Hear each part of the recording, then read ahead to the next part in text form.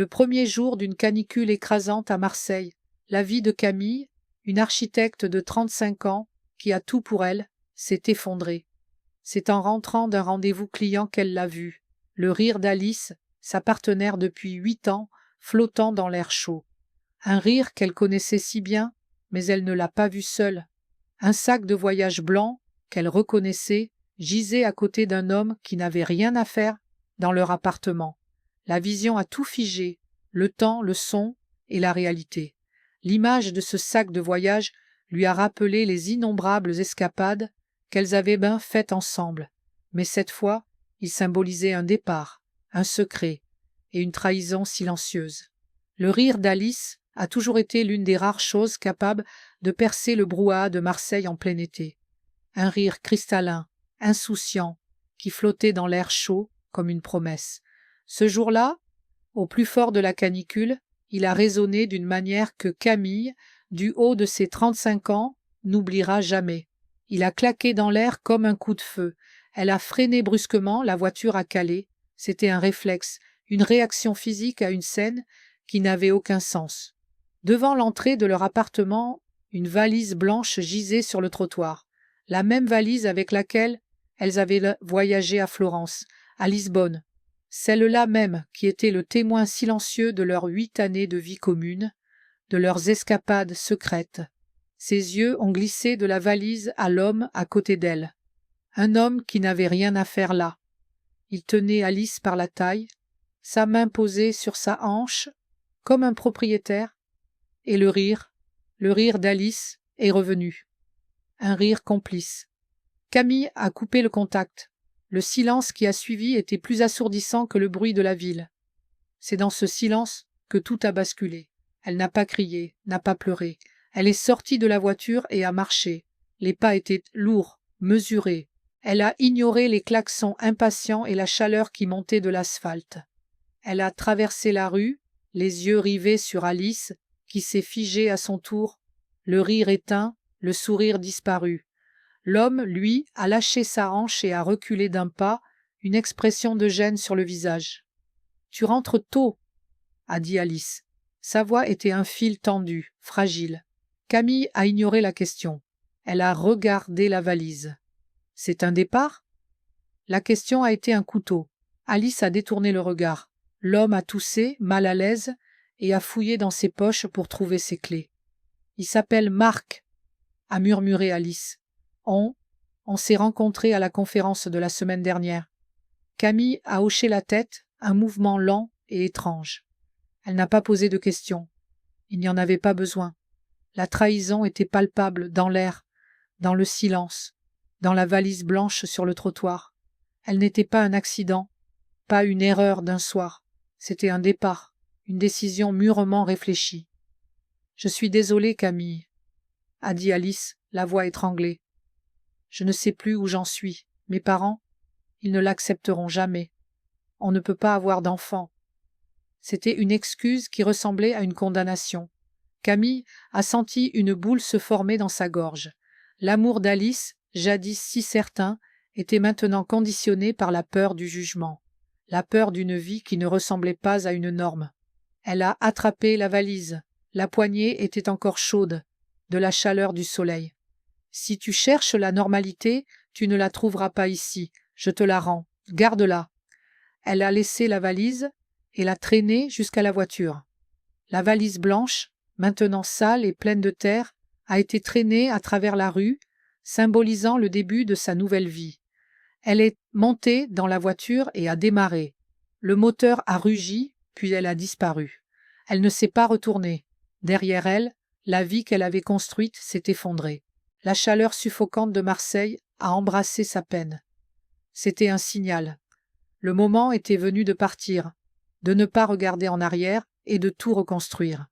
La route a défilé sous ses yeux, une bande de goudron grisé par la chaleur, menant loin de Marseille. La radio crachait une chanson pop que Camille n'a pas reconnue, mais dont le rythme étrange a servi de bande-son à sa fuite. Son esprit était vide.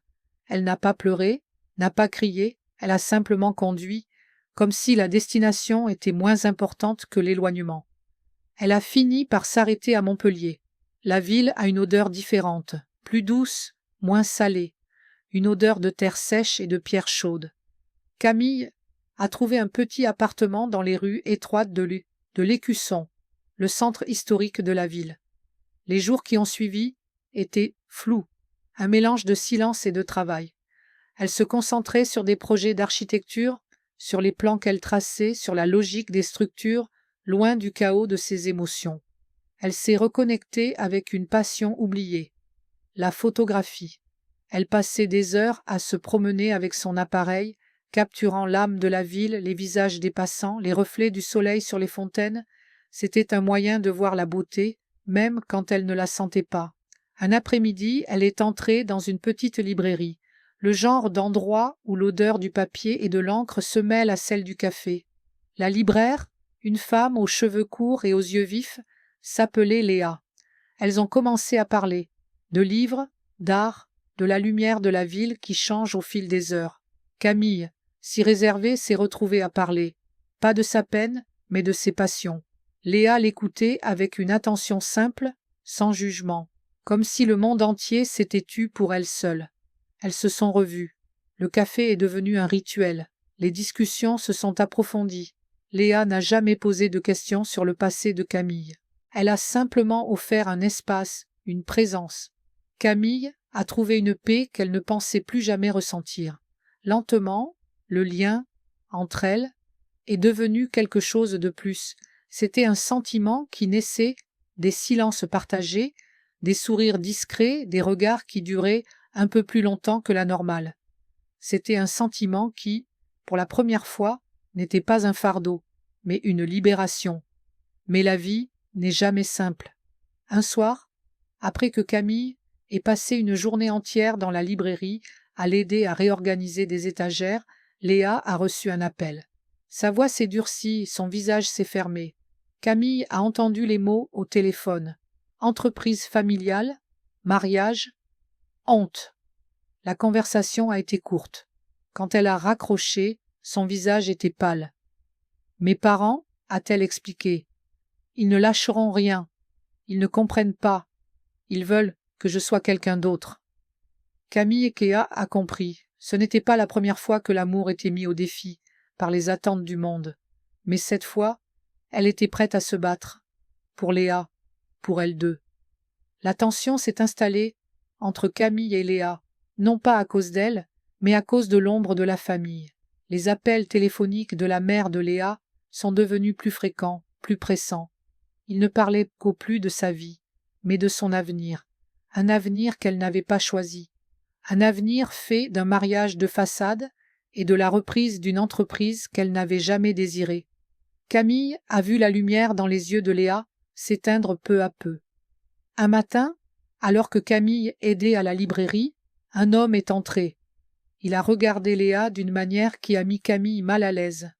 Un sourire en coin, une assurance qui sentait la suffisance.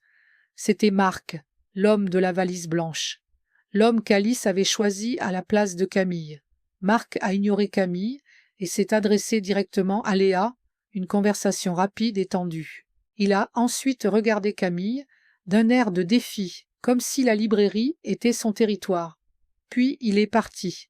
Léa était pâle, les mains tremblantes. « Il est le nouveau responsable du marketing pour l'entreprise de ma famille », a-t-elle expliqué. « Ma mère pense que nous devrions nous associer. » Le hasard a placé Marc dans la vie de Léa. C'était un rappel cruel du passé, un passé qui menaçait de se reproduire. Camille a compris qu'Alice avait tout perdu parce qu'elle n'avait pas lutté. Et maintenant le même choix se posait à Léa. Vivre pour soi ou se conformer aux attentes des autres. La confrontation a eu lieu le soir même. Léa était assise, silencieuse, regardant le vide. « Je ne peux pas » a-t-elle murmuré. « Je ne peux pas faire semblant. Mais mes parents, ils ne m'ont jamais accepté. Ça fait trop mal. » Camille a pris la main de Léa. « La douleur fait partie de la vie. Mais ce n'est pas une excuse pour ne pas vivre. Tu as un choix. Tu peux te cacher ou tu peux te battre. » Les jours qui ont suivi ont été une épreuve. Camille a continué à photographier, mais son objectif a changé. Elle a commencé à photographier Léa. Pas des portraits posés, mais des moments de leur vie. Le rire qui venait de la lecture d'un livre, la lumière du matin qui jouait sur son visage, la concentration sur ses mains quand elle arrangeait une étagère. C'était un projet secret, une ode à leur amour, une preuve que leur relation était belle et vraie et qu'elle ne devait pas être cachée. En parallèle, Marc a continué de faire des apparitions. Il a fait le tour des voisins de la librairie, des clients, laissant entendre que Léa faisait une erreur de jeunesse. Le murmure a commencé, les regards ont changé, les clients de longue date sont devenus plus froids. Un sentiment de malaise a plané sur la librairie. Le petit sanctuaire de Léa a été corrompu par la méchanceté et la haine. « Nous ne pouvons pas laisser ça se produire », a dit Camille à Léa un soir. « Tu as peur, j'ai été là, j'ai eu peur. Mais j'ai aussi appris que la peur est le meilleur outil de l'ennemi. Ne la laissons pas te contrôler. » Léa a hoché la tête, ses yeux fixés sur les photographies que Camille avait prises d'elle. Des photographies qui montraient une femme forte, indépendante, heureuse. C'était un miroir.